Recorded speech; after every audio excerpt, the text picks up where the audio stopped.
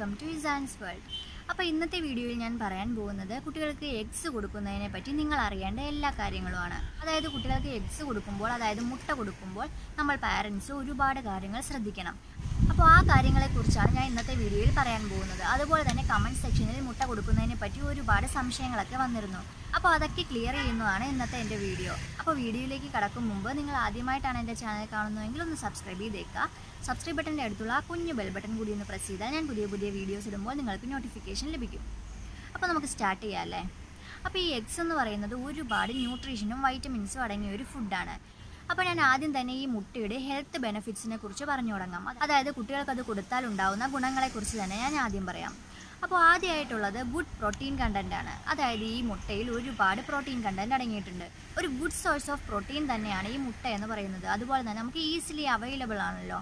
ഇപ്പം മീറ്റ് ആണെങ്കിലും ചിക്കൻ ആണെങ്കിലും അതിനേക്കാളും ഒക്കെ നമുക്ക് ഈസിലി അവൈലബിൾ ആയതും അതുപോലെ തന്നെ കുട്ടികൾക്ക് നന്നായിട്ട് ഇഷ്ടപ്പെടുന്നതുമായിട്ടുള്ളൊരു ഫുഡാണ് ഈ മുട്ട.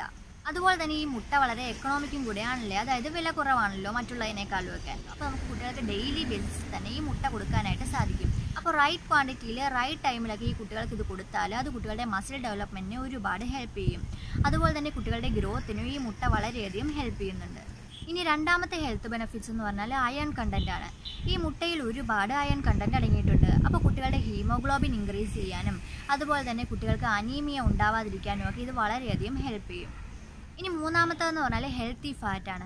അതായത് നിങ്ങളുടെ കുട്ടികൾക്ക് വെയിറ്റ് ഒക്കെ കുറവാണെങ്കിൽ വെയിറ്റ് ഇൻക്രീസ് ചെയ്യാനായിട്ട് കൊടുക്കാൻ പറ്റിയ ഒരു ബെസ്റ്റ് ഫുഡാണ് ഈ എഗ്ഗ് എന്ന് പറയുന്നത്. അപ്പോൾ ഈ എഗ്ഗ് കൊടുത്താൽ എന്താണെങ്കിലും കുട്ടികളുടെ വെയിറ്റ് ഇൻക്രീസ് ചെയ്യുന്ന കാര്യത്തിൽ ഒരു സംശയമില്ല. പക്ഷേ റൈറ്റ് ടൈമിൽ റൈറ്റ് ക്വാണ്ടിറ്റി കൊടുക്കണമെന്ന് മാത്രം. അതായത് കറക്റ്റ് സമയത്ത് ആ പ്രായത്തിൻ്റെതായ അളവിൽ വേണം ഈ മുട്ടയൊക്കെ കൊടുക്കാനായിട്ട്. ഒരുപാട് കൊടുത്താൽ കുട്ടികൾക്ക് പൊണ്ണത്തടി ഉണ്ടാവാനും ചാൻസ് ഉണ്ട്. ഇനി നാലാമത്തേതെന്ന് പറഞ്ഞാൽ ഒരുപാട് വൈറ്റമിൻസ് അടങ്ങിയിട്ടുണ്ടെന്നുള്ളതാണ്. വൈറ്റമിൻ ബി, എ, ഇ എന്നൊക്കെ ഈ മുട്ടയിൽ അടങ്ങിയിട്ടുണ്ട്. അപ്പോൾ ഇത് കുട്ടികൾക്ക് കൊടുത്താൽ കുട്ടികളുടെ വൈറ്റമിൻ നീഡ്സൊക്കെ ഈ മുട്ട ഫുൾഫിൽ ചെയ്യുന്നുണ്ട്. അപ്പോൾ എന്താണെങ്കിലും കുട്ടികളുടെ ഡയറ്റിൽ ഈ മുട്ട ഇൻക്ലൂഡ് ചെയ്യണം. അഞ്ചാമത്തേന്ന് പറഞ്ഞാൽ ഈ മുട്ടയിൽ കൊളൈൻ അടങ്ങിയിട്ടുണ്ട് എന്നുള്ളതാണ്. ഈ കൊളൈൻ എല്ലാ ഫുഡ്സിലും ഉള്ളതല്ല. ഞാൻ കഴിഞ്ഞ ദിവസം ഒരു വീഡിയോ ഇട്ടിരുന്നു, അതായത് കുട്ടികളുടെ ബ്രെയിൻ ഡെവലപ്മെൻറ്റിന് സഹായിക്കുന്ന 5 ഫുഡ്സ് എന്ന വീഡിയോ. അതിലൊരു ഫുഡ് ഈ എഗ്ഗ് ആയിരുന്നു. അപ്പോൾ അത് നിങ്ങൾ കണ്ടിട്ടില്ലെങ്കിൽ ഒന്ന് കണ്ടു നോക്കൂട്ടോ. ഞാൻ സജഷനിലും ഡിസ്ക്രിപ്ഷനിലും ഒക്കെ ഇട്ടേക്കാം. അപ്പോൾ ആ വീഡിയോയിൽ പറഞ്ഞിരിക്കുന്നത് പോലെ തന്നെ ഈ എഗ്സിൽ ഒരുപാട് കൊളൈൻ അടങ്ങിയിട്ടുണ്ട്. അത് കുട്ടികളുടെ മെമ്മറി പവർ കൂട്ടാനും അതുപോലെ അവരുടെ കോൺസെൻട്രേഷൻ ഇൻക്രീസ് ചെയ്യാനും ഒക്കെ വളരെയധികം ഹെൽപ്പ് ചെയ്യും. ഇപ്പോൾ സ്കൂളിലൊക്കെ പോയി തുടങ്ങിയ കുട്ടികളാണെങ്കിൽ അവർക്ക് മെമ്മറി പവർ ഒക്കെ വേണ്ടത് അത്യാവശ്യമാണല്ലോ. അപ്പോൾ നമ്മൾ മുട്ട ഡെയിലി ബേസിൽ കുട്ടികളുടെ ഡയറ്റിൽ ഇൻക്ലൂഡ് ചെയ്താൽ കുട്ടികളുടെ മെമ്മറി പവർ കൂടാനും അതുപോലെ അവരുടെ കോൺസെൻട്രേഷൻ ഇമ്പ്രൂവ് ചെയ്യാനും ഒക്കെ അത് വളരെയധികം ഹെൽപ്പ് ചെയ്യും. അപ്പോൾ ഈ മുട്ട എന്നൊരു സ്മോൾ ഫുഡിൽ ഇത്രയും ഹെൽത്ത് ബെനിഫിറ്റ്സ് ഒക്കെ അടങ്ങിയിട്ടുണ്ടെന്ന് നിങ്ങൾക്ക് മനസ്സിലായില്ലേ? നമുക്കിത് ഡെയിലി ബേസിൽ തന്നെ കുട്ടികളുടെ ഫുഡിൽ ഇൻക്ലൂഡ് ചെയ്യാനായിട്ട് സാധിക്കും. അപ്പോൾ നിങ്ങൾ കമൻസിൽ ഒരുപാട് ഡൗട്ട്സ് ഒക്കെ എന്നോട് ചോദിച്ചിരുന്നു. അതായത് മുട്ട എപ്പോഴാണ് കുട്ടികൾക്ക് കൊടുക്കേണ്ടത്, അതായത് ഏത് ഏജിലാണ് കുട്ടികൾക്ക് കൊടുക്കാൻ തുടങ്ങേണ്ടത്, അതുപോലെ തന്നെ എങ്ങനെ കൊടുക്കുക എന്നൊക്കെ നിങ്ങൾ ചോദിച്ചിരുന്നു. അപ്പോൾ നിങ്ങളുടെ എല്ലാ ക്വസ്റ്റ്യൻസിനുള്ള ആൻസറാണ് ഇനി പറയാൻ പോകുന്നത്. ആദ്യത്തെ നിങ്ങളുടെ ക്വസ്റ്റ്യൻ എന്ന് വെച്ചാൽ കുട്ടികൾക്ക് എപ്പോൾ തൊട്ട് മുട്ട ഇൻട്രൊഡ്യൂസ് ചെയ്യാമെന്നായിരുന്നു, അതായത് മുട്ട കൊടുക്കേണ്ട പ്രായം. ഇപ്പോൾ നമ്മൾ ഡോക്ടേഴ്സിനോടൊക്കെ ചോദിച്ചു കഴിഞ്ഞാൽ ഡോക്ടേഴ്സ് പറയും കുട്ടികൾക്ക് 1 വയസ്സ് കഴിഞ്ഞാണ് മുട്ട കൊടുക്കാൻ പാടുള്ളൂ എന്ന്.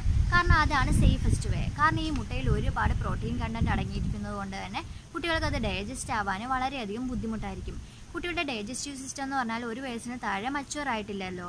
അപ്പോൾ 1 വയസ്സിന് മുകളിലാണ് കുട്ടികളുടെ ഡൈജസ്റ്റീവ് സിസ്റ്റം മച്ചുവർ ആവുന്നത്. അപ്പോഴാണ് കുട്ടികൾക്ക് മുട്ട കൊടുക്കാൻ തുടങ്ങേണ്ടതും.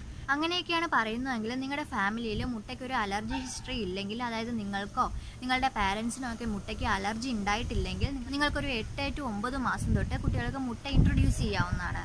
അതായത് മുട്ടയുടെ ആ മഞ്ഞ ഭാഗം മാത്രം, അതായത് എഗ് യോക്ക്. പക്ഷേ ആ എഗ് വൈറ്റ് കൊടുക്കാൻ പാടില്ല. കാരണം എഗ് വൈറ്റിലാണ് കൂടുതൽ പ്രോട്ടീൻ കണ്ടൻറ്റ് ഉള്ളത്. അതുപോലെ തന്നെ കൂടുതൽ അലർജീസ് ഉണ്ടാവാനുള്ള ചാൻസും എഗ് വൈറ്റിനാണ്. അപ്പോൾ എന്താണെങ്കിലും നിങ്ങൾ 8 to 9 മാസം ആകുമ്പോൾ മാത്രം മുട്ടയുടെ മഞ്ഞ ഭാഗം മാത്രം കുട്ടികൾക്ക് ഇൻട്രൊഡ്യൂസ് ചെയ്യുക. അതിനു മുമ്പ് കുട്ടികൾക്ക് മുട്ട കൊടുക്കാനേ പാടില്ല. കാരണം അതിനു മുമ്പ് മുട്ട കൊടുത്താൽ കുട്ടികൾക്ക് വയറിൽ ഒരുപാട് അസ്വസ്ഥത ഉണ്ടാവും. കാരണം കുട്ടികൾക്ക് അത് ഡൈജസ്റ്റ് ആവാൻ വളരെയധികം ബുദ്ധിമുട്ടാണ്. ഇപ്പോൾ നമ്മൾ 9 മാസത്തിലാണ് കൊടുക്കുന്നതെങ്കിൽ പോലും കുട്ടികൾക്ക് അത് ഡൈജസ്റ്റ് ആവാനായിട്ടുള്ള ബുദ്ധിമുട്ടുണ്ടാവും. അപ്പോൾ നമ്മൾ 6 മാസത്തിലോ അതിന് മുമ്പോ ഒക്കെ ഇത് കുട്ടികൾക്ക് കൊടുക്കുകയാണെങ്കിൽ കുട്ടികൾക്ക് ഒരുപാട് അസ്വസ്ഥതകളൊക്കെ വയറിലുണ്ടാവും. അതുപോലെ തന്നെ കുട്ടികൾക്ക് കോൺസ്റ്റിപ്പേഷൻ ഉണ്ടാവാനുള്ള ചാൻസ് ഒക്കെ ഉണ്ട്. മാത്രമല്ല തീരെ ചെറിയ പ്രായത്തിൽ ഈ മുട്ടയൊക്കെ കുട്ടികൾക്ക് ഇൻട്രൊഡ്യൂസ് ചെയ്യുകയാണെങ്കിൽ അത് കുട്ടികൾക്ക് ഒരുപാട് അലർജി റാഷസ് വരെ ഉണ്ടാകും. അപ്പോൾ എന്താണെങ്കിലും 8 to 9 മാസത്തിൽ മാത്രം മുട്ടയുടെ മഞ്ഞ ഭാഗം മാത്രം കുട്ടികൾക്ക് ഇൻട്രൊഡ്യൂസ് ചെയ്യുന്നുള്ളൂ എന്ന് പ്രത്യേകം ശ്രദ്ധിക്കുക. അപ്പോൾ നമുക്ക് ഈ 8 മാസം കഴിഞ്ഞതിന് ശേഷം കുട്ടികൾക്ക് ചെറിയ രീതിയിൽ മുട്ടയുടെ മഞ്ഞ ഭാഗം ഇൻട്രൊഡ്യൂസ് ചെയ്യാം. അങ്ങനെ ഒരു 3 days കണ്ടിന്യൂസ് ആയിട്ട് കുട്ടികൾക്ക് കൊടുത്ത് കുട്ടികൾക്ക് അലർജി ഒന്നും ഇല്ലെന്ന് ഉറപ്പുവരുത്തണം. ഇപ്പോൾ നിങ്ങളുടെ കുട്ടികൾക്ക് എന്തെങ്കിലും അലർജീസ് ഒക്കെ കാണുവാണെങ്കിൽ അപ്പോൾ തന്നെ മുട്ട കൊടുക്കുന്നത് നിർത്തിയേക്കുക. നമുക്ക് പിന്നീട് 1 വയസ്സിന് ശേഷം അത് കൊടുക്കാനായിട്ട് സ്റ്റാർട്ട് ചെയ്യാവുന്നതാണ്. കാരണം 1 വയസ്സ് കഴിയുമ്പോൾ കുട്ടികളുടെ ഡൈജസ്റ്റീവ് സിസ്റ്റം മച്ചുവർ ആകും. അതുപോലെ തന്നെ അവരുടെ സ്കിന്നിന് ഒരുപാട് ഫുഡ്സിനെ അഫോർഡ് ചെയ്യാനായിട്ടുള്ള കഴിവുണ്ടാവും. അപ്പോൾ കുട്ടികൾക്കുള്ള അലർജീസൊക്കെ ഒരുപാട് കുറയും. അപ്പോൾ എന്താണെങ്കിലും 1 വയസ്സിന് മുമ്പ് നിങ്ങൾ കുട്ടികൾക്ക് മുട്ട കൊടുക്കുമ്പോൾ കുട്ടികൾക്ക് അലർജി എന്തെങ്കിലും കാണുന്നുണ്ടെങ്കിൽ അത് അവിടെ വെച്ച് സ്റ്റോപ്പ് ചെയ്യുക. അതിനുശേഷം നമുക്ക് 1 വയസ്സിന് ശേഷം കുട്ടികൾക്ക് ഈ മുട്ട ഇൻട്രൊഡ്യൂസ് ചെയ്യാവുന്നതാണ്. അത് മുട്ട ഹോളായിട്ട് തന്നെ, അതായത് മുട്ടയുടെ യോക്കും മുട്ടയുടെ വൈറ്റും എല്ലാം നമുക്ക് 1 വയസ്സിന് ശേഷം കുട്ടികൾക്ക് ഇൻട്രൊഡ്യൂസ് ചെയ്യാം. ഈ രണ്ടാമതായിട്ട് നിങ്ങൾ ചോദിച്ച ചോദ്യം കുട്ടികൾക്ക് മുട്ട കൊടുക്കാൻ പറ്റിയ ബെസ്റ്റ് ടൈം ഏതാണെന്നാണ്. കുട്ടികൾക്ക് മുട്ട കൊടുക്കാൻ പറ്റിയ ബെസ്റ്റ് ടൈം ബ്രേക്ക്ഫാസ്റ്റ് ആണ്, അല്ലെങ്കിൽ ഉച്ചയ്ക്ക് മുമ്പുള്ള സമയം. കാരണം ഞാൻ പറഞ്ഞല്ലോ, ഈ മുട്ട ദഹിക്കാനായിട്ട് വളരെയധികം ബുദ്ധിമുട്ടാണ്. അപ്പോൾ ഈ ബ്രേക്ക്ഫാസ്റ്റ് ടൈമിൽ നമ്മൾ കൊടുത്താൽ മാത്രമേ അത് ഡൈജസ്റ്റായി കിട്ടുകയുള്ളൂ. കാരണം അതിനുശേഷം കുട്ടികൾ ഒരുപാട് ആക്ടിവിറ്റീസ് ഒക്കെ ചെയ്യുമ്പോൾ ഈ മുട്ട ഡൈജസ്റ്റായി പോയിക്കോളും. പക്ഷേ നമ്മൾ ഈവനിങ് ടൈമിലൊക്കെയാണ് കൊടുക്കുന്നതെങ്കിൽ കുട്ടികൾക്ക് ഡൈജസ്റ്റ് ആവാതെ കിടക്കാനും രാത്രി കുട്ടികൾക്ക് വയറിന് ബുദ്ധിമുട്ടുണ്ടാവാനൊക്കെയുള്ള ചാൻസ് വളരെയധികം കൂടുതലാണ്. അപ്പോൾ നിങ്ങൾ എന്താണെങ്കിലും ബ്രേക്ക്ഫാസ്റ്റ് ടൈമിൽ മാത്രം കുട്ടികൾക്ക് ഈ മുട്ട ഇൻട്രൊഡ്യൂസ് ചെയ്യാനായിട്ട് പ്രത്യേകം ശ്രദ്ധിക്കുക. ഇപ്പോൾ നിങ്ങൾ ഈവനിങ് സ്നാക്സായി മുട്ട കൊടുക്കുന്നുണ്ടെങ്കിൽ വളരെ കുറച്ചളവിൽ മാത്രം കൊടുക്കുക, പ്രത്യേകിച്ച് 1 വയസ്സിൽ താഴെയുള്ള കുട്ടികൾക്ക്. അതുപോലെ തന്നെ നിങ്ങൾ ആദ്യമായിട്ട് കുട്ടികൾക്ക് മുട്ട ഇൻട്രൊഡ്യൂസ് ചെയ്യുമ്പോഴും ബ്രേക്ക്ഫാസ്റ്റ് ടൈമിൽ മാത്രം കൊടുക്കുക. അങ്ങനെ 3 ഡേ റൂള് പാലിച്ച് 3 ദിവസവും ബ്രേക്ക്ഫാസ്റ്റിന് കുറേശ്ശേ എഗ് യോക്ക് കൊടുത്തതിന് ശേഷം കുട്ടികൾക്ക് അലർജി ഉണ്ടോ എന്ന് ടെസ്റ്റ് ചെയ്യുക. ഇനി മൂന്നാമത്തെ നിങ്ങൾ ചോദിച്ചൊരു ചോദ്യം കുട്ടികൾക്കുണ്ടാവുന്ന ഈ മുട്ടയുടെ അലർജി സൈൻസ് എന്തൊക്കെയാണെന്നാണ്. അപ്പോൾ ഈ മുട്ടയുടെ അലർജി സൈൻസ് എന്ന് പറഞ്ഞാൽ ബോഡി ടു ബോഡി ഡിഫറെൻ്റ് ആണ്, അതായത് ഓരോ കുട്ടിക്കും ഡിഫറെൻ്റ് ആണ്. അപ്പോൾ ചില കുട്ടികൾക്ക് ഇത് ഡയറിയ ആയിട്ടായിരിക്കും വരുന്നത്, അതായത് വയറിളക്കം. ചില കുട്ടികൾക്ക് വോമിറ്റിംഗ് ആയിരിക്കും.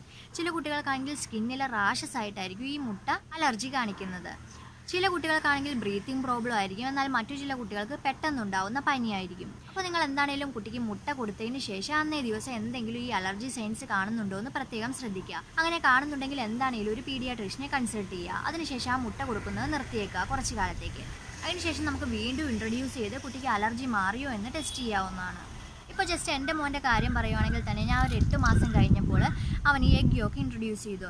പക്ഷേ ഇൻട്രൊഡ്യൂസ് ചെയ്ത് 2 ദിവസം കഴിഞ്ഞപ്പോൾ തന്നെ എനിക്ക് മനസ്സിലായി അവന് സ്കിന്നിൽ റാഷസ് ഉണ്ടാവുന്നുണ്ട് ചെറുതായിട്ട്, അതായത് അവന് മുട്ട അലർജിയാണ്.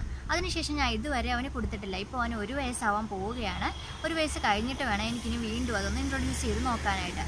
അപ്പോൾ നിങ്ങൾ എന്താണെങ്കിലും നിങ്ങളുടെ കുട്ടിക്ക് മുട്ട കൊടുത്തിട്ടുണ്ടാകുന്ന മാറ്റങ്ങളൊന്ന് പ്രത്യേകം ശ്രദ്ധിച്ചേക്കുക. അതായത് കുട്ടിക്ക് എന്തെങ്കിലും റാഷസ് ഉണ്ടാകുന്നുണ്ടോ, അല്ലെങ്കിൽ കുട്ടി കൂടുതലായിട്ട് വൊമിറ്റ് ചെയ്യുകയോ കുട്ടിക്ക് ഡയറി ഉണ്ടാവുകയോ ഒക്കെ ചെയ്യുന്നുണ്ടോ എന്ന് എന്താണെങ്കിലും പ്രത്യേകം ശ്രദ്ധിച്ചേക്കുക. അങ്ങനെയുണ്ടെങ്കിൽ മുട്ട കൊടുക്കണ്ട, കുറച്ച് നാൾ കഴിഞ്ഞ് നമുക്ക് വീണ്ടും അത് ഇൻട്രൊഡ്യൂസ് ചെയ്യാം.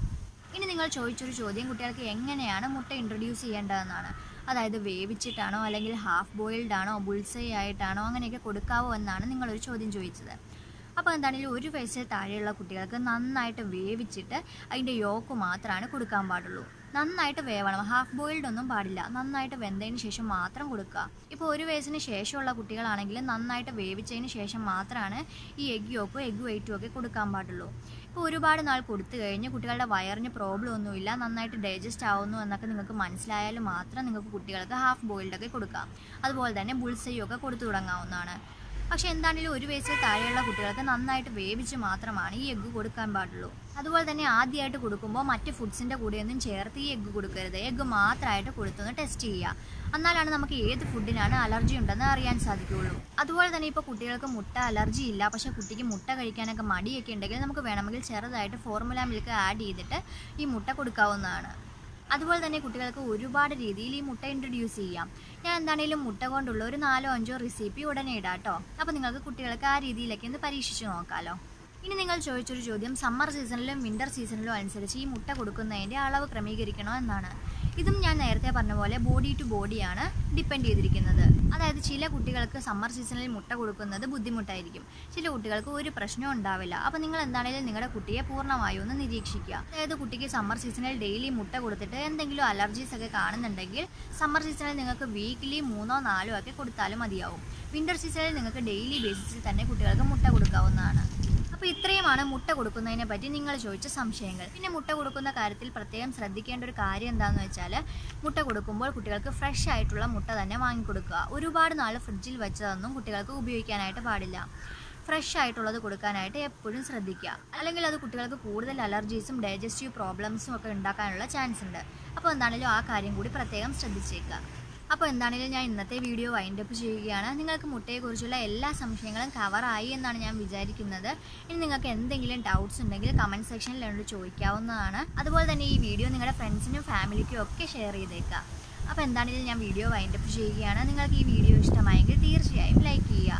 നിങ്ങളുടെ അഭിപ്രായങ്ങളും സംശയങ്ങളും കമൻറ്റ് ചെയ്യുക. എൻ്റെ ചാനൽ തീർച്ചയായും സബ്സ്ക്രൈബ് ചെയ്യുക. സബ്സ്ക്രൈബ് ബട്ടൻ്റെ അടുത്തുള്ള ആ കുഞ്ഞു ബെൽ ബട്ടൺ കൂടി ഒന്ന് പ്രസ് ചെയ്താൽ ഞാൻ പുതിയ പുതിയ വീഡിയോസ് ഇടുമ്പോൾ നിങ്ങൾക്ക് നോട്ടിഫിക്കേഷൻ ലഭിക്കും. അപ്പോൾ അടുത്ത വീഡിയോയിൽ കാണും വരെ ബൈ ബൈ, ടേക്ക് കെയർ.